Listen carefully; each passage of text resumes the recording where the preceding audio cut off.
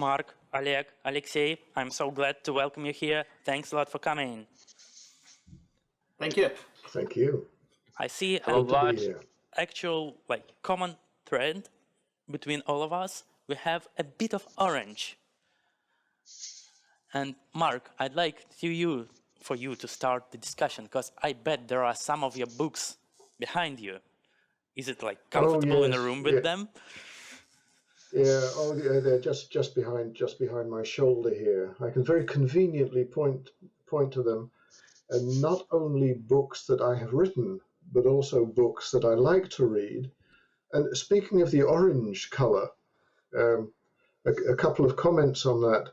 The orange is the color of the Netherlands, which is the country I've lived in now for 45 years. I was born in the Netherlands. So I'm pleased that you've adopted a bit of orange. It's very kind of you. And if you look at the books behind me, there's a book here. I think I'm just about pointing to it. It's a book about marketing called This is Marketing by Seth Godin. And you might think marketing is all about swindling people and lying, but marketing is really different. And I really encourage you to look at Seth, S-E-T-H, Godin, G-O-D-I-N. He's a great guy on marketing. He will certainly give you some good ideas. Awesome. Thanks a lot. Oleg, I see you have a quite different type of background. Do you feel comfortable at your place? Oh, yes. Yes, that's truly a different kind of background, because if I will remove it, you will see all the mess in my apartment at the moment. Because we are working at home from March, I think, so it's kind of messy all around. So I decided to put some nice background. That's the only one background that I have. Thanks a lot for caring for us so much. Thanks.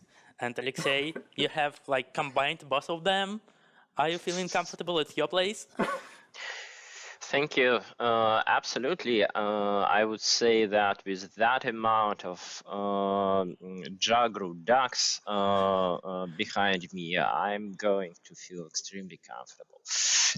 Awesome. It's a good place for all of us to be. And I'd like to welcome you and start the actual talk. So thanks a lot, and patiently waiting for it. Yeah, thanks for the introduction.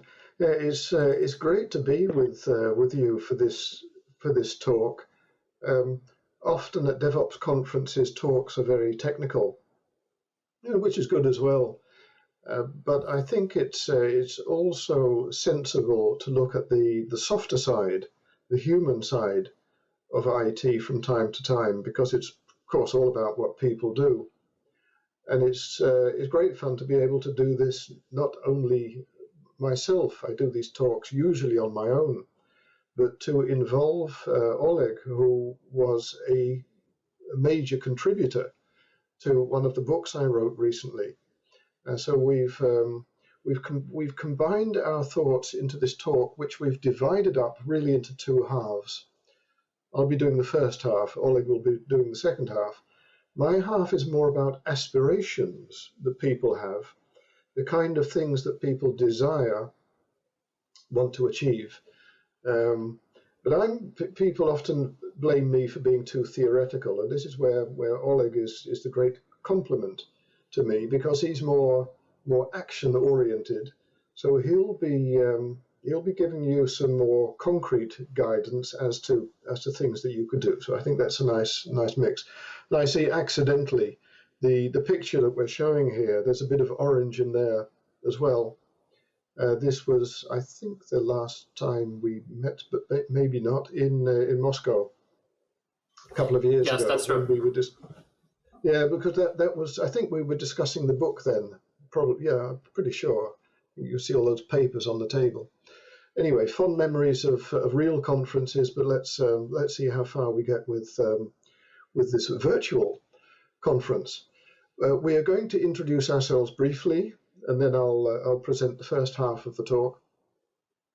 As you can see, I started in IT when the dinosaurs were still walking on Earth at the end of the 70s, and mainly as a software guy. That's how I started off, although I sort of progressed into IT management and service management.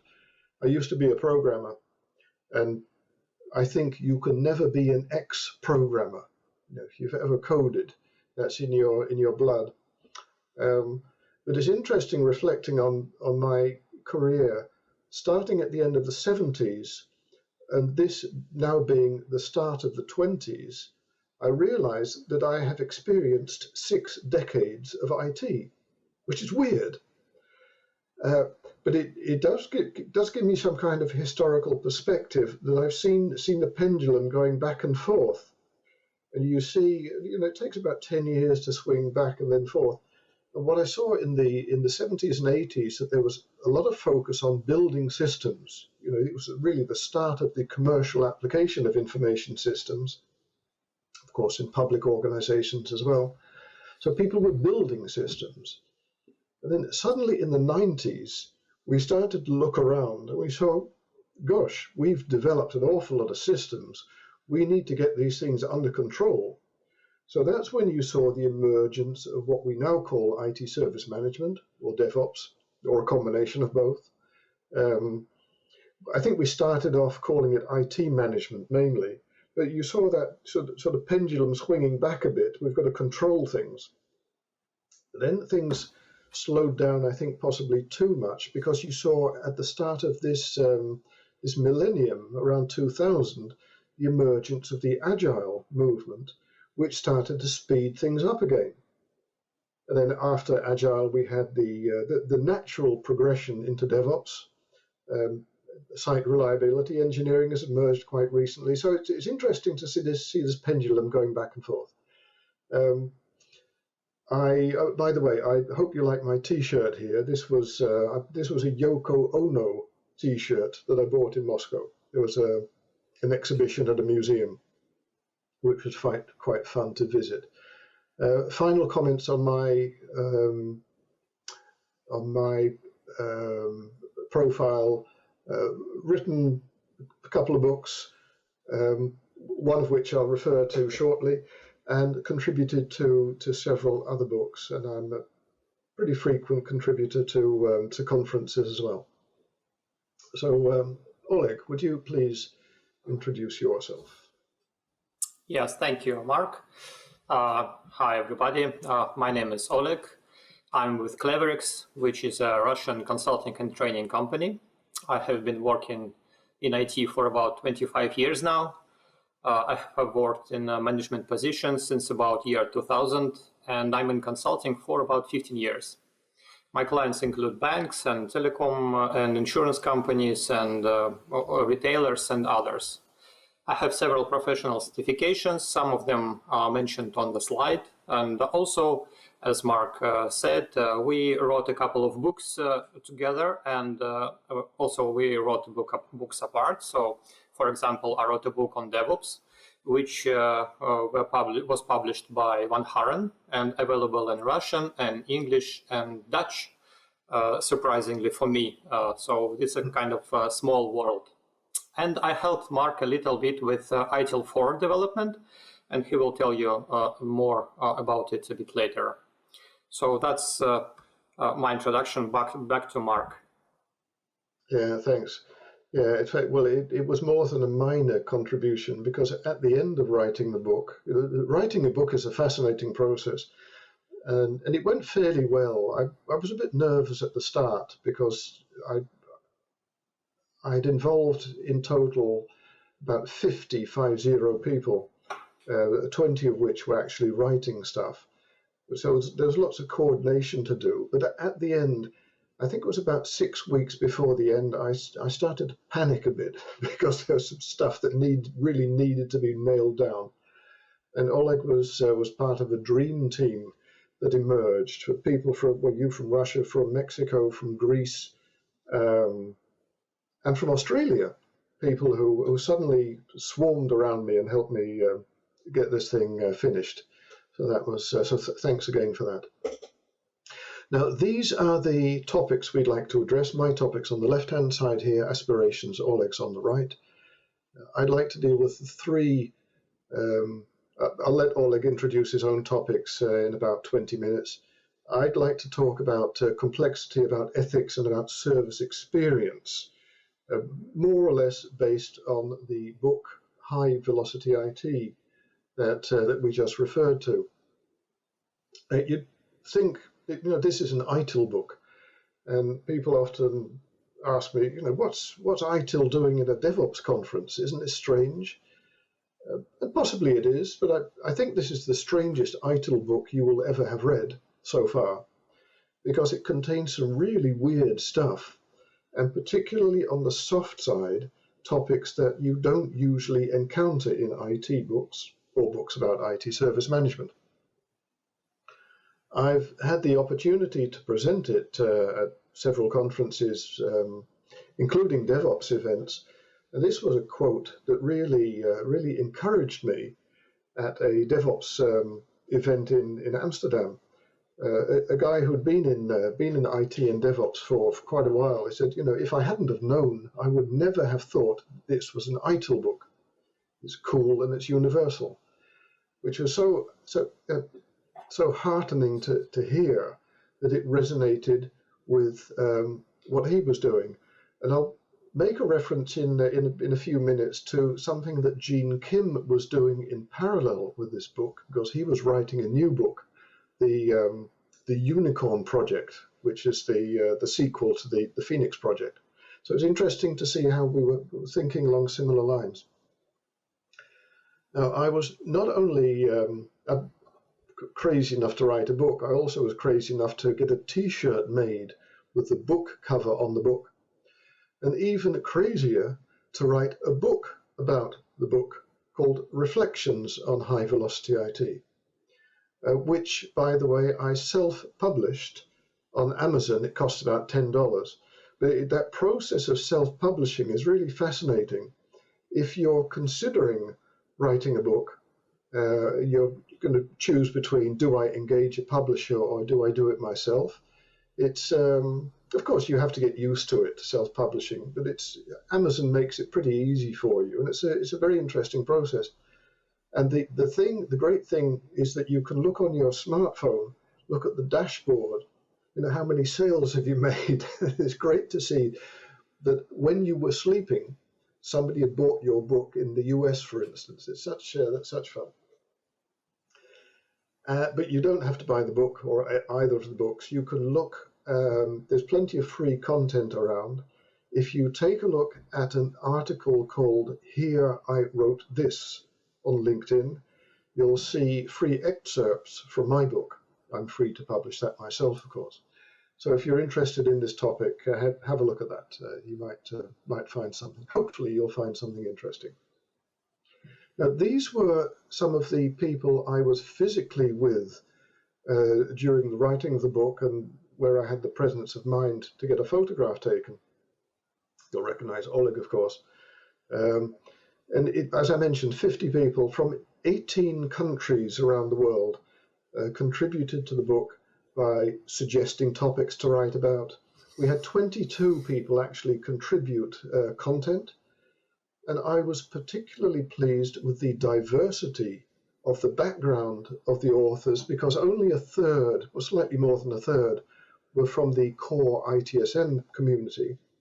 About a third from Agile and DevOps, slightly more than a third, and slightly less than a third from outside IT completely. Jeff Leiker, bottom right, is a good example of that. He's a professor at Michigan University. He wrote The Toyota Way, which the book has sold almost 1 million copies. I should be so lucky. 1 million copies. A book about management in the manufacturing domain.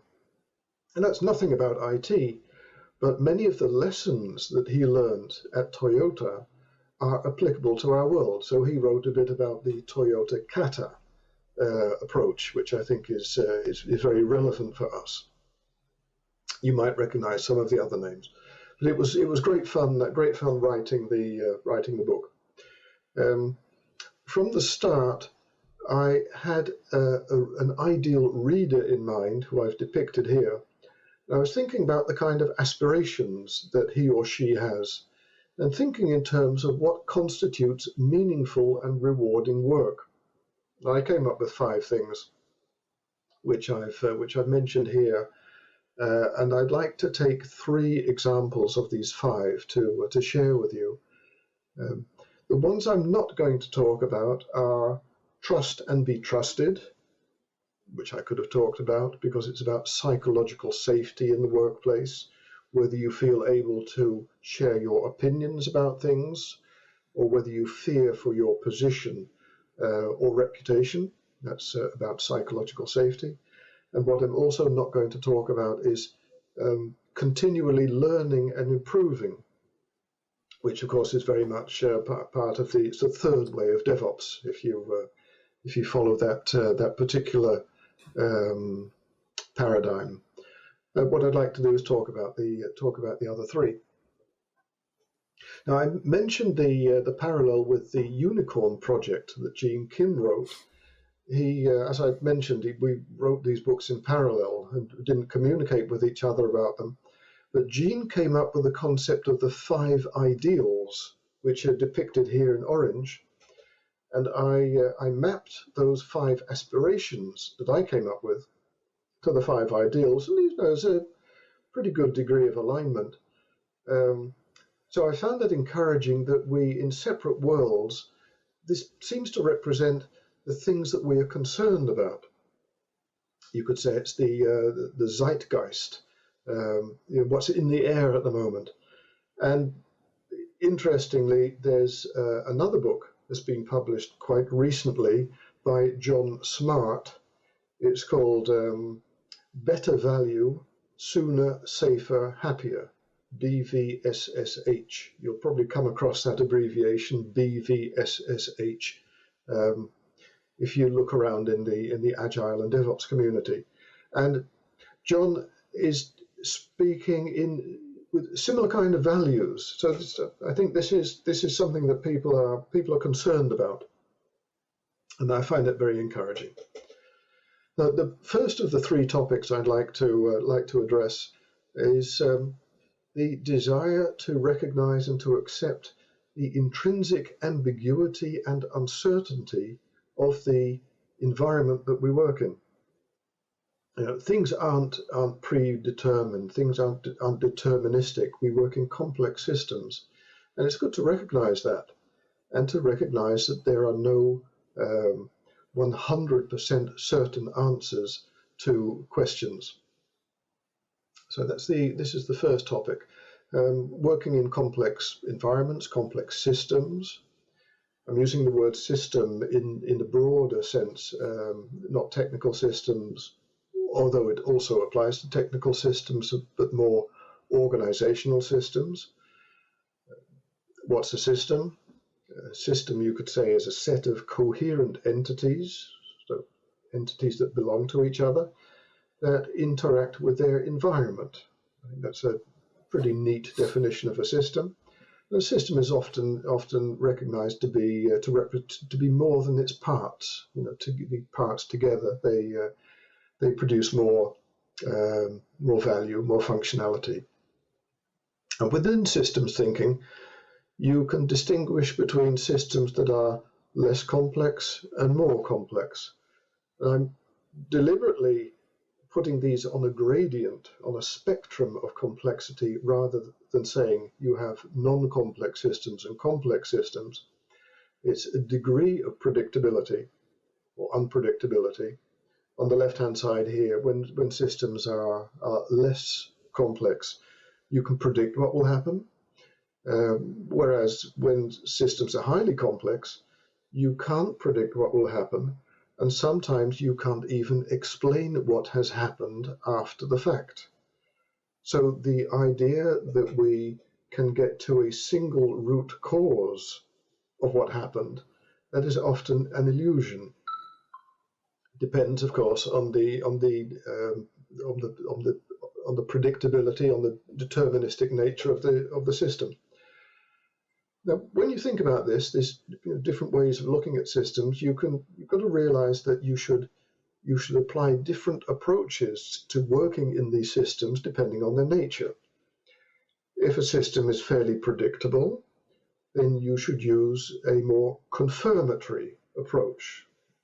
Whereas if things are unpredictable, a more exploratory approach. What do I mean by confirmatory?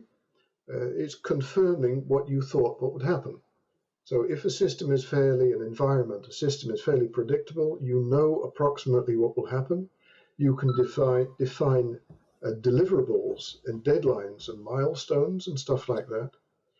Then you execute the plan and you confirm that things have happened more or less as you expected. You won't have many surprises. That's the nature of working in, at least if you make a good plan. That's the nature of working in predictable environments. We're familiar with that. We make a project plan with deliverables, we execute the plan, we achieve our goals. However, and particularly when you're dealing with human beings, things are less predictable and you have to work with some degree of complexity. In which case, an exploratory approach is much better, in which you take things step by step. Because your information horizon is not far, you can't look far into the future. You can only see what's happening in the direct environment. You take a step and you realize that that step will have unintended consequences. Things will happen. That step will change the situation. So you have to reevaluate what's happened, in which situation am I now, and take the next step, which means that you will often be zigzagging towards a pole star that sort of gives the general direction. But you should avoid working towards the illusion of a blueprint which has determined what the future would look like. Because I think in that case, because you're looking at this blueprint of the future, you will miss the opportunities that present themselves on the way. And that distinction between confirmatory approaches and exploratory approaches is key. An instrument, very powerful instrument that you can use to help you make sense of the kind of environment that you're working in, is the Cynefin framework. I'd like to talk about that for a couple of minutes. It's a framework. It represents a way of thinking that I think in the 45 years I've been in IT, or 42 years, I think that changed my thinking the most. It's a way of thinking about the world in terms of whether it's ordered and therefore predictable or unpredictable. On the right-hand side, we see two domains which represent the ordered world. Things are clear and things are complicated. In both cases, things are predictable. On the left-hand side, things are unpredictable. I'd like to walk you through the framework using 5 key words to characterize the environment. And I said 5 domains. Although you think there are 4 domains here, there's actually a 5th one in the middle, and that's crucial. That is the uncertainty, I've used the word the uncertainty of not knowing in which domain you are. And that's where we are most of the time. And this encourages you to think about what is the nature of the system. Now, it could be clear. Start there. It could be obvious, could be simple, could be clear, in which the key word is de. That's obvious to everybody. That's if then else. It's like baking a cake using a recipe. You have the ingredients with certain quantities, you follow the instructions, you get the result. You bake a cake using a recipe, you get a cake which is fairly predictable. That is how we often deal with simple service desk calls, like a password reset. You know what's happened, you follow strict instructions, you solve the problem. If things require more thought, you might be in the complicated domain, which requires either analysis or expert knowledge that somebody else already has.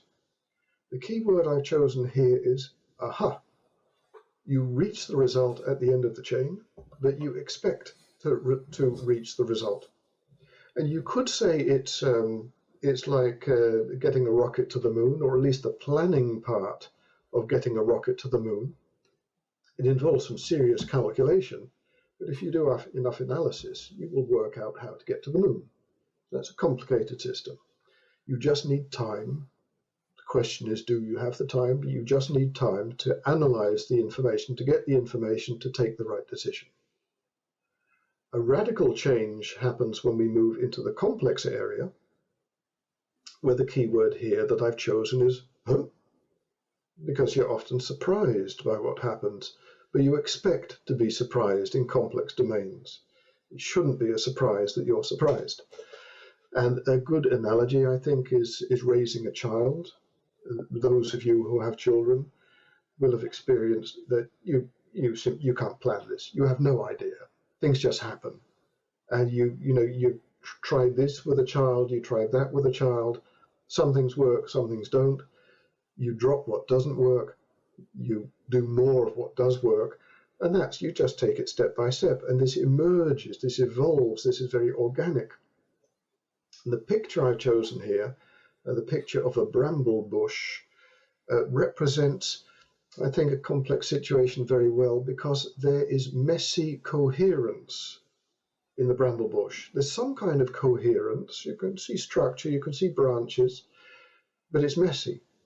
And it's something that you can't deconstruct and then reconstruct to the same bramble bush. Things will be different. So it's very much a natural sort of complexity occurs in nature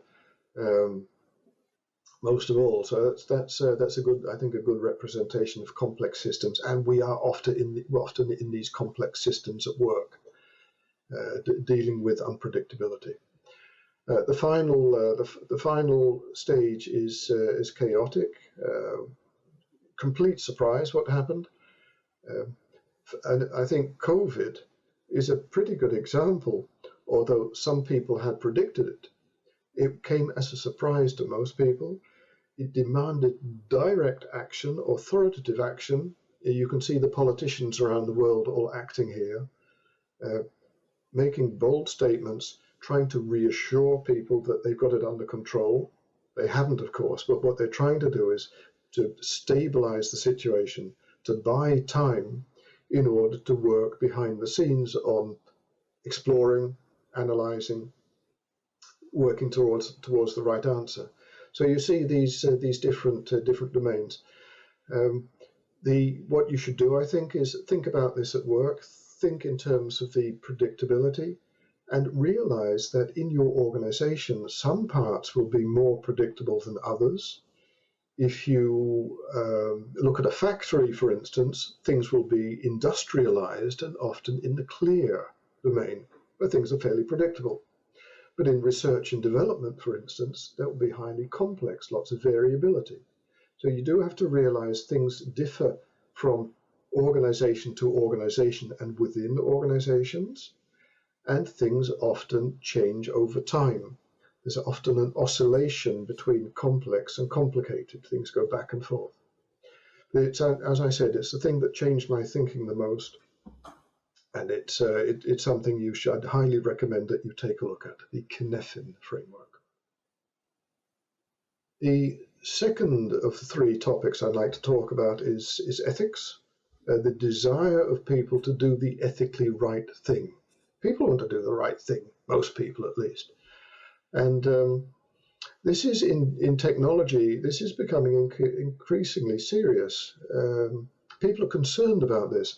This is a photo I took at last year in November, beginning of November, in Ghent at the 10th DevOps Days conference. You may know that DevOps Days started in Ghent in Belgium. This is the 10th anniversary, and they asked me to do an open space about ethics.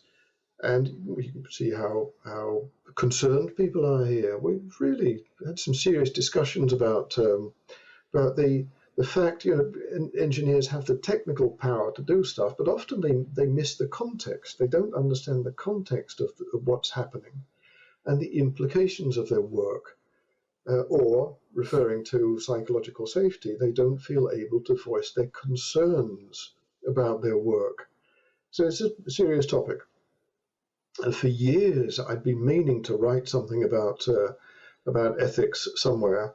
And instead of writing it myself, I got somebody else to write it for me. But this is serious shit, as you can see here. Ethics, in technology, has an increasing effect on our economy and our society. If you think, for instance, about the fairly recent tragedy with the Boeing 737 MAX planes, where software seemed to play a crucial role, just imagine you were a software engineer working at Boeing at that time. Were you aware of the possible consequences of your work? Did you feel able to voice your concerns to your colleagues and to managers? Did they listen? Did they take you seriously? Did they do something with it? These are pretty serious concerns, because lives depend on technology in some cases. So I asked Dave Snowden. Dave is the guy behind the Cynefin framework that we just talked about.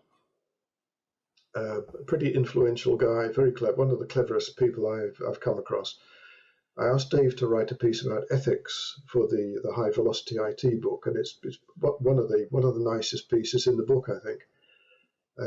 I'd like to summarize his train of thought in 5 statements. The first one being that, as I mentioned, technology has an unprecedented impact on our society and the economy. Second statement is that our actions will always have unintended consequences. Can be positive, can be negative, we don't know, but there will always be unintended consequences. Painfully, we are, as engineers, as practitioners, morally responsible for our actions, including the unintended consequences. This leads Dave to the conclusion that organizations should monitor ethical behavior. And one of the most memorable sentences in the 90,000 words that was written for the High Velocity IT book is what Dave said. He said, just as organizations track their cash flow, they should also monitor the flow of virtue through the organization. And I thought that phrase, the flow of virtue, whether you're doing the right thing, is a great phrase. It's, in fact, on Twitter this morning, there was a little discussion between a few people, and Dave was one of them, where somebody was asking, are organizations obliged to look at the flow of virtue through the whole supply chain? Which I thought was quite an interesting topic. If you imagine three organizations in a supply chain, who should be monitoring whose behavior? It's something to think about.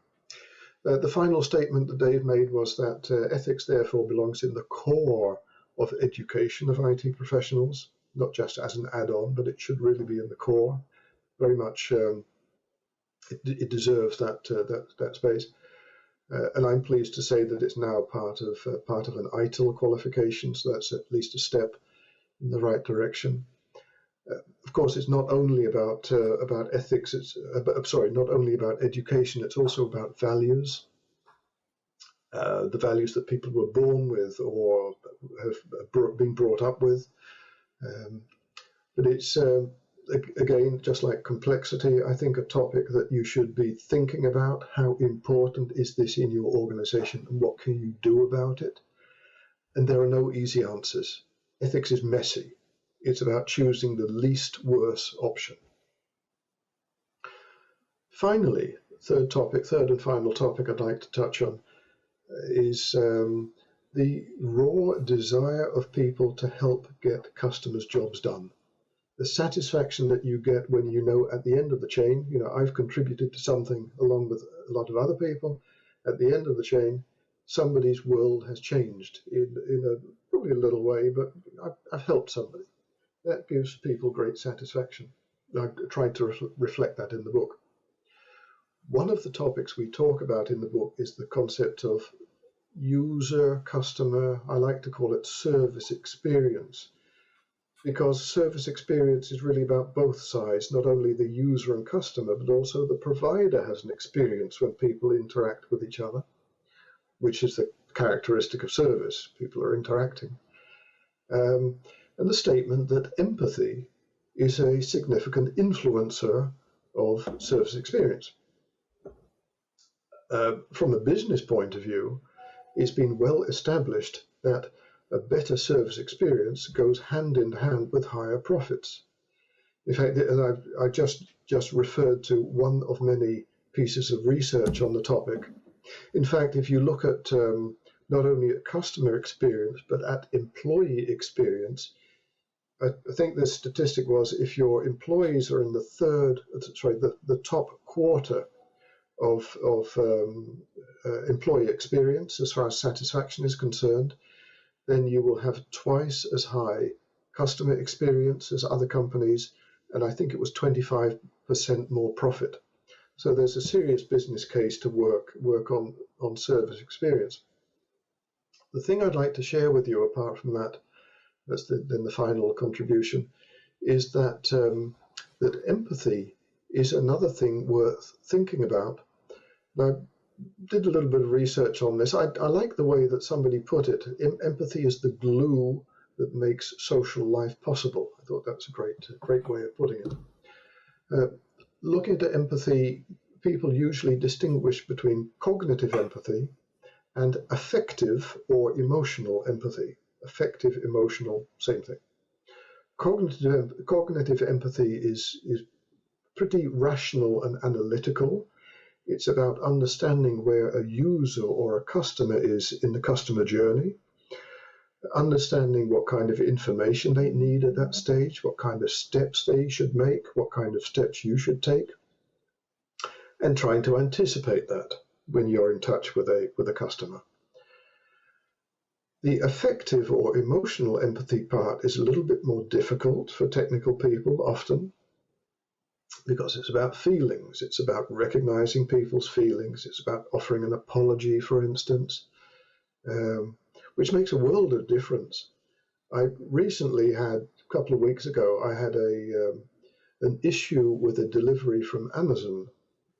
DHL had fouled it up. They came before they said they would come, so I wasn't at home. And I was in touch with their service desk, their customer service, to try and sort it out. But they didn't show any degree of recognition of the fact that I was inconvenienced. So that was a bad experience.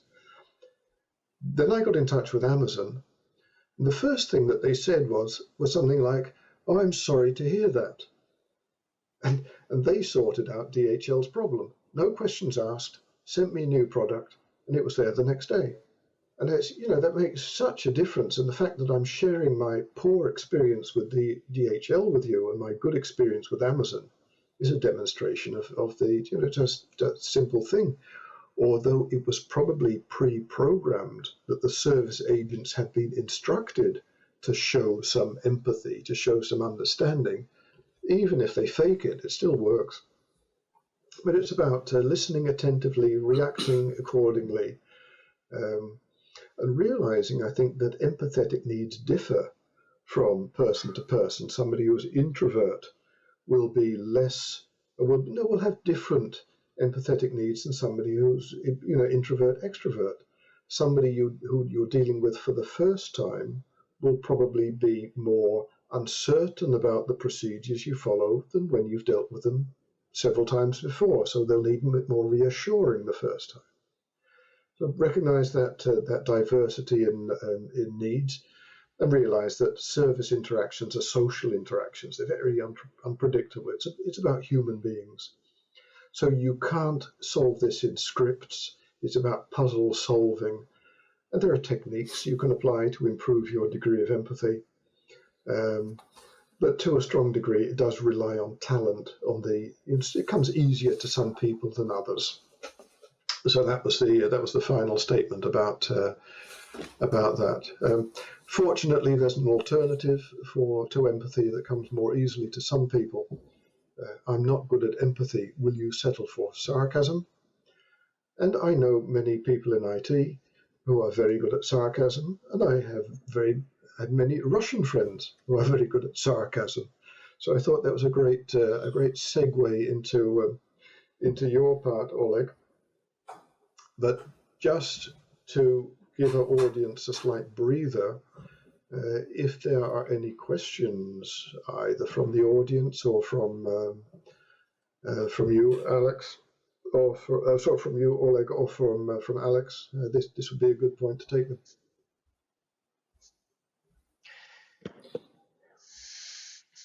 No questions from my side. I don't know if you can hear me, but I don't see. Hello. I do not see any questions in the chat so far, and probably this is a good moment to remind all those who are listening that you are definitely very welcome to come join the Telegram chat and put your questions there. They will come not just to be answered after the whole talk, but also can be asked and discussed in the discussion zone. I have a few questions, but most of them probably are for the later. But I do actually have one which probably wouldn't take too much time and could be also a good bridge between you and Oleg. Mark, you just mentioned at the very end that empathy level in service can make a huge difference with significant business impact. At the same time, we probably still believe that empathy is something which is more natural for the human beings rather than from artificial intelligence. And at the same time, we also see the process of getting more and more AI-driven services. So what do you think? Will empathy level in services continue to differentiate human-driven services from AI-driven ones? Yeah, that is a very good point to address. A couple of comments on that. I spoke about ethics. There's also a part in the book about techno-ethics, so the application of ethics in the IT environment. So that's referring to artificial intelligence as well. The areas are very close to each other. If you look at service, why service goes wrong, it is often because either you are dealing with inconsiderate people or you are dealing with uncompromising algorithms. We all know the feeling. When we're dealing with a system, we have a problem, but our problem, my situation, doesn't fit in the algorithm, in the system that the provider has built for us. You're in a telephone tree trying to choose the right number, but you don't fit in there. So it's as if somebody has made you offside. It's a dreadful feeling. So I think when we are increasingly using technology such as machine learning and other forms of artificial intelligence to support our customers, we should be very conscious of the fact that algorithms are uncompromising, so we better get them right. And I think this will make a serious difference between choosing for one company or another. How good does the algorithm feel? Good question. Thanks for that. Thank you. Thank you for your thoughts. And probably we go with Alex's part of the presentation. Yeah, Oleg, over to you. Okay, thank you guys. Thank you, Mark. Let me continue with this very topic because Mark spoke about empathy being some kind of glue that makes social life great, and even in IT. So let's dive a bit deeper into this topic. So let's, for a moment, let's forget about unicorns or teal organizations or holacracy and other mythical concepts. Of course, they do exist somewhere, but not near us. We are not working in such a company, so for now at least.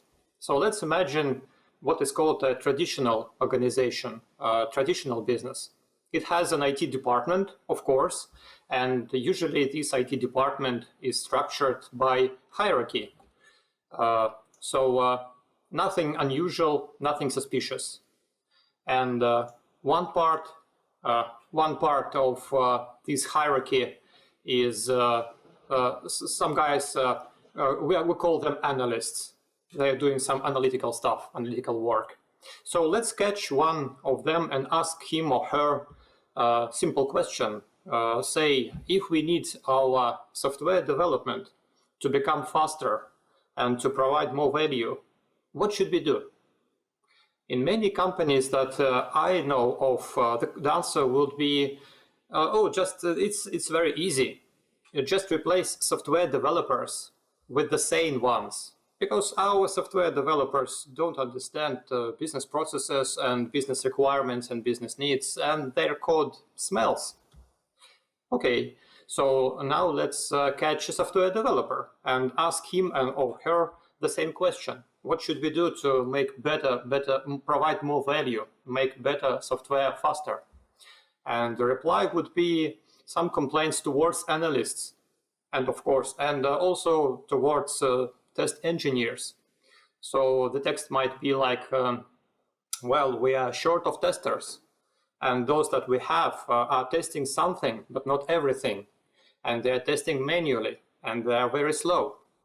And this story will repeat itself if we ask test engineers, and if we will spend enough time in this IT department, in this very IT department, then we will encounter also sysadmins as well. And every group of people will be blaming another one.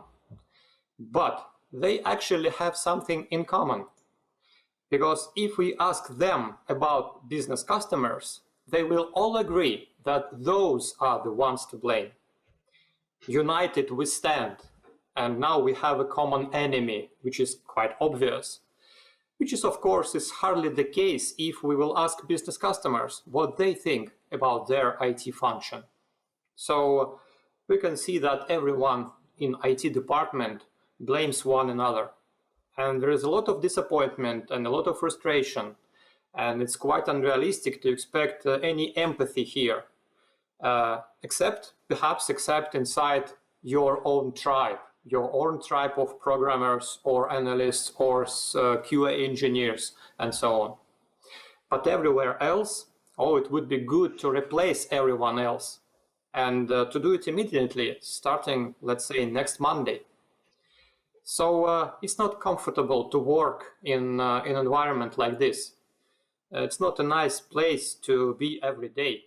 Even being at a distance from all these people, still, it's not a nice place to work at. To understand why it is so, we need to dive a bit deeper still. And let's look at every major role that I mentioned on this slide and see their point of view, their problems. And I call this slide continuous pain. It might not look like for a distant observer, but more often than not, it feels like for a person inside IT department. Let's very briefly look at the most common pain points, which of course are the peers our analysts, and we're talking about analysts now, interacts with. So let's talk about business customers. And business, from the analyst's point of view, business customers are some strange people. They're very strange people to us. They think they know the business, but they cannot explain what they want, or they cannot prove anything, or to measure anything, measure outcomes. And they want us, analysts, to be faster. And they're trying to manage us with the deadlines. It never worked, of course, but they still don't understand it, that deadlines are not working. Then we have developers. We definitely have some communication problem here, as their software that they are writing doesn't do what we expect from this piece of software. And test engineers, it's a pure waste, right, from the analyst's point of view. Why do we need to spend considerable amount of time and money to test anything? It would be just great if developers will write software which is working without any testing, without any quality assurance, which is also impossible, of course, but still, that's the point of view from the analyst. And the last one on the slide, sysadmins, usually analysts don't have many problems with them, because who are they anyway, those sysadmins, from the analyst point of view? So next we can think about developers' point of view and their pains. And here we have quite a similar picture, but slightly different accents. And every experienced developer knows that requirements are needed just to shift responsibility from somebody to somebody, let's say from analysts to software developers. It could look like we told you exactly what to do and you did it wrong. It's your responsibility to do it right. And analysts, from developers' point of view, are very well known to be very important, very too fond of themselves. It's hard to communicate with them, as we developers are always secondary. They are primary and we are secondary. Meanwhile, everyone knows that analysts are just programmers which are unable to code. So it's some kind of unbalanced situation. Then we have test engineers, and as developers, we are very certain that we need more software engineers. With epics and tasks and user stories like what we've got, it's impossible to implement solution right away without any defects and any mistakes. It's trial and error. It's an agile way, right? So we need more testers. Sysadmins are another point of pain for developers. We expect some help from them, but what we get instead are more and more delays. Now let's talk about test engineers. From their point of view, test engineers are the voices least heard. Somehow, QA people whose job is to assure quality, are the ones that least represented in any decisions being made. For us testers, test engineers, to do our job right, we need everyone else to do their job right. And it's just not so. Also, we are permanently understaffed. We have one person where we should have three. And some teams or some products or some IT systems have not been properly tested at all and for years. So the bottom line here is we are test engineers. We are responsible for buggy software in production. At last, let's look from the sysadmin's point of view. And first, there are business customers. And who even let them have and use IT, information technology? They are not qualified for that. They don't know how to get any value from IT, because we are IT, and they are calling for support every time they are just got bored. Then there are other roles in IT department. Those are just fancy names for a bunch of useless people whose job is to produce non-working software and bring this piece of software to production. And when they get bored, those people, those fancy roles, they are inventing new meaningless roles, yet more roles, such as product owner or scrum master or agile coach and so on. Meanwhile, we sysadmins know the recipe for success. It's very easy from our point of view. We just need to buy and to implement industrial software solution. We need to train all our users and leave it alone. Never change anything. Let it just work and support our business processes and all the stuff. And enjoy peaceful and easy life from now on. So it seems to me that those symptoms which I described are not the root cause of the problem. And one mistake which I often see is some kind of tilted mindset. Some people treat IT department just like any other business unit, say like HR business unit or accounting or other support function. We had that for years. There were primary business functions and secondary business functions. And IT was there in secondary business functions. And it's not there now. More and more businesses are unable to work without IT, without the technology. And even worse, more and more businesses are unable to prosper without IT, unable to grow. So IT is not optional and is not secondary. It's not secondary now. It is crucial for the business. So let's treat it this way. Another mistake that I also quite often see is oversimplification. It would be just great to reduce all the complexity we have to very simple business process, like analyze, then code, then test, then deploy, and it's working. Unfortunately, it's not like that. Mark already explained the Cynefin sense-making framework, and it was a very, very good explanation, just perfect. All the right things were said. I just want to add another slight accent. From my point of view, the Cynefin framework is not an invention. It was not invented. It is not some kind of thought experiment or a nice picture of 4 or 5 quadrants to look at and to meditate at. It's the explanation, not invention, but explanation of the world around us. It's just how the world around us is. And you can ignore it for some time, but not for long. And IT is complex. And we know that now.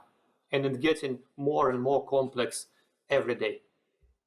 And then there are IT people. And it would be, of course, it would be much, much simpler if they were just robots, right? So because robots, they follow algorithms. They can be programmed. They do their job perfectly, with no mistakes, no defects, for the very first time. And they're producing great value, great results. Unfortunately, IT people are not robots, at least yet. And IT people, they are strange. The third most common mistake that I see is to think that IT people can be motivated by money. We just need to pay them more to get better results. Or we need to punish them with money if they are not providing the results we expect them to provide. This is very, very far from reality. And everybody in IT knows that, but just inside the IT circle. If you pay your programmer more, he will not write better software. Your cookies, your game consoles, your fancy office, and other perks, they don't mean much in the long run. They are expected, and they do not influence the productivity of IT people. So what should we do with all this? And well, inevitably, we will think about management. IT should be managed, but there are different ways to manage IT. I provided the quote from Gary Hamel here. I like this quote very much. It is, in my point of view, it is the essence of what I see around me. Most of my clients are matching this description, and most of them do not recognize themselves yet, perhaps yet.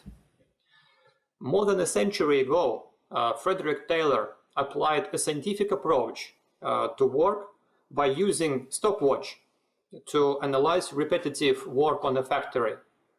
He formed some new management principles, mind-blowing at that time, which significantly improved the outcomes.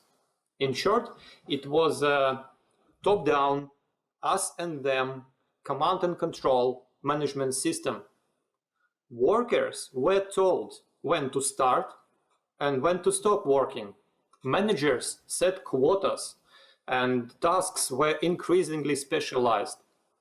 Managers would watch the workers, measure their performance, and implement some changes. management and managers planned and workers worked.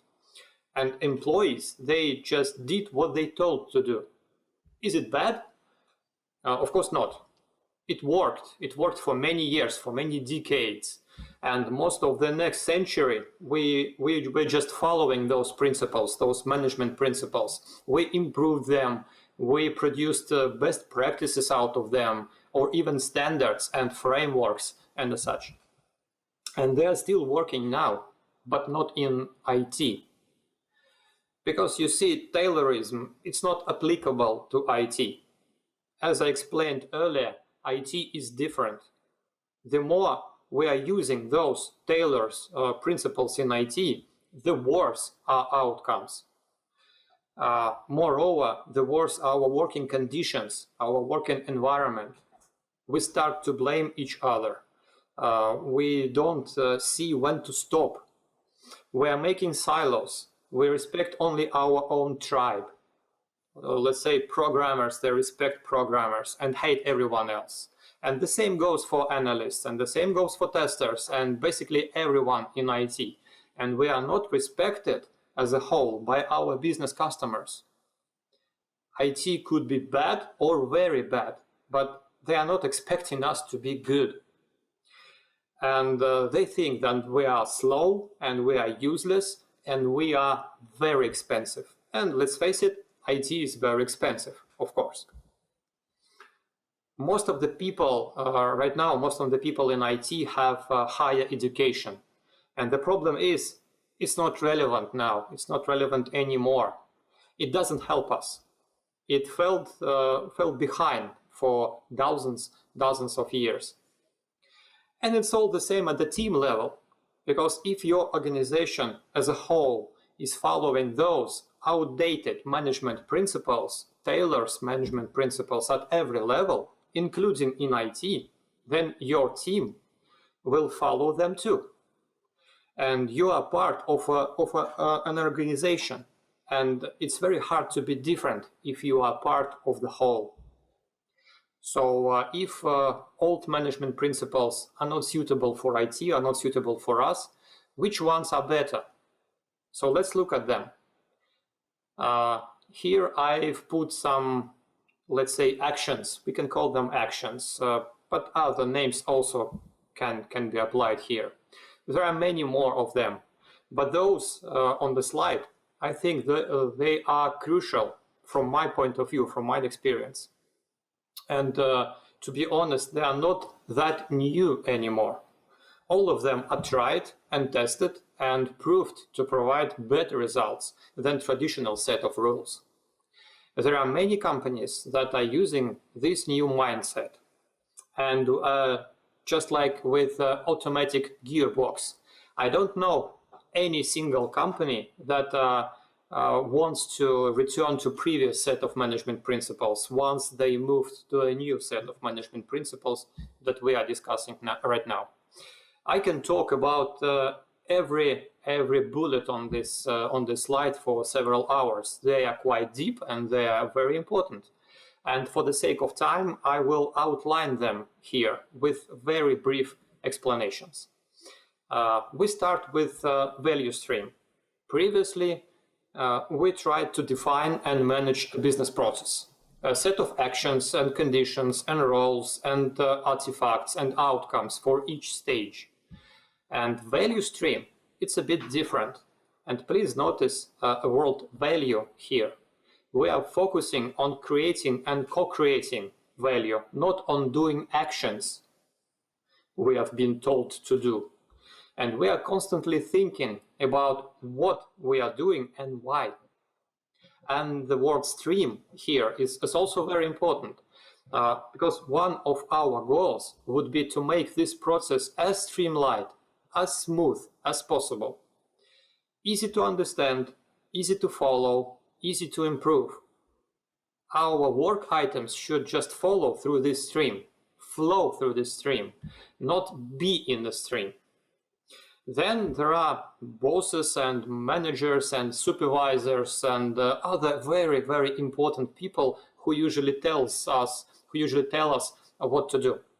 I spoke about Taylorism earlier. We don't need those people anymore. They don't know what we are doing. They cannot manage our productivity.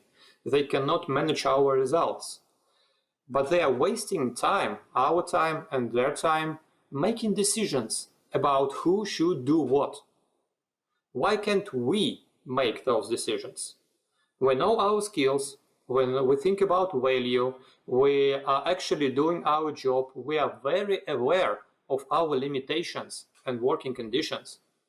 And as I said, we need the flow. And if we have the flow, if we have one, we don't need supervisors anymore, directing the job, directing the works and tasks and everything. And it's also equally important to get rid of hierarchy. Every silo is slowing us down.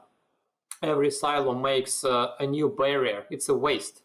It kills responsibility, and no one actually is responsible for the outcomes if we are working in different departments. Instead, we need to form teams, small, autonomous, cross-functional, all the usual stuff. This means much closer interactions, shared goals, and shared responsibility. And the product team is a basic work unit now, not Java programmers, not the QA department. Speaking about teams and product teams, we are moving away from projects to products, and they have different nature. Projects are fixed in time and in budget. They should deliver one key outcome, and they are temporary structures. While project management is a powerful tool, powerful way to deliver results, in modern IT, we are dealing with continuously creating software solutions, which is being developed and improved every day. So product management provides better results and is more comfortable to work in an environment than projects. Lastly, there is another mantra, and manage tasks, not people. I'm sure you've heard that before and probably many times. Essentially, it means that if you are managing your product roadmap, if you are managing your product backlog, and if you are managing your value stream and you have the flow, then you do not need to manage people. People will manage themselves. It is much faster, with better quality, and once again, your people will be totally happy. And actually, every bullet on this slide will make IT people happier. And happy people, they make better products. A nice, safe, and comfortable work environment based on new management principles, it will bring less stress, less burden, less blame, and less waste. And even the 17 founding fathers who wrote the Agile Manifesto, they did written one special principle inside this manifesto: build projects around motivated individuals. They didn't know the word product at that time, but it's not important. And nevertheless, they expect these working principles to be valid. It should be well understood. Some people think that it means like bring us pizza and leave us alone and we will do everything by our own standards and processes. But actually it means that not your manager, not your boss, not your supervisor is responsible for how you do your job. And if you are in a team, then the team is responsible for the working process. And as we know from experience, it's impossible to design and implement a working process which is flawless and perfect from the very beginning, at the very start. So we need to improve. And we need to remind ourselves about the other agile principle, continuous improvement. And fortunately, there is still a lot of areas to experiment in, to try and to learn. And basic principles, they can be the same for every organization or many teams, but the practices, they differ, and they can be different in your team. What has been working great for some company might not be so great for your company and for your team. So therefore you have to invent. And this is your responsibility as a team to improve your process. If we are following those principles and applying continuous improvement and the flow, then we can think about working in a high-performing, very high-performing team. So I want to show you what a high-performing team looks like. So actually, how bright is the future? And believe me, I'm not selling you anything. I can show you just what to expect if you choose the red pill. And first of all, the life would be much, much easier. First of all, there will be no more deadlines. It's not the way we manage expectations anymore. Deadlines are useless, and most of the times anyway. So why do we need to keep them? And then there will be a lot less stress and pressure. Because as we know, only heroes are working in IT, right? But heroes in IT do not last for long. And we don't need to be heroes every day, every week, every month. It's very stressful. So let it flow evenly and peacefully. Then by concentrating on your work and your skills, we can master our craft every day. And this single bullet motivates IT people much better than money or similar means. I think we are kind of out of time, so I will be concluding. I will show you a picture of happy people. I want this picture to stick into your mind. That's essentially what I was trying to tell you. Nice working environment and a nice place, nice people to work with. They are dramatically changing the output and how you do your job and what are results that you are providing. So I will leave you with this motivational picture. I want this picture to stick into your mind. As you can see, we have some kind of diversity here, different people, and even more, they are outside. They are not in the office, which is hard to imagine it now. It's so just I'm an done. awesome example of how collaborative, motivated person can be, and there is like an deadline coming, but you are collaborating with us and like skipping the beat by concentrating on the main thing. So it's not just an awesome talk, it's an awesome like example of what you are talking about. So thanks a lot for this. And Mark, your part was also awesome. Thanks. And Alex, thank you. So you were just right and on point with all the questions in the middle. Thank you all for coming. Thank you. Okay. So we are very glad to have you here. Any final words? Be happy. I think that the final words should be to invite everyone into discussion zone, and I see that first questions are coming to the Telegram channel, and please join us right by that link, and we will reappear there to continue the conversation. So good luck to you in a discussion zone in Zoom and Telegram. See you there.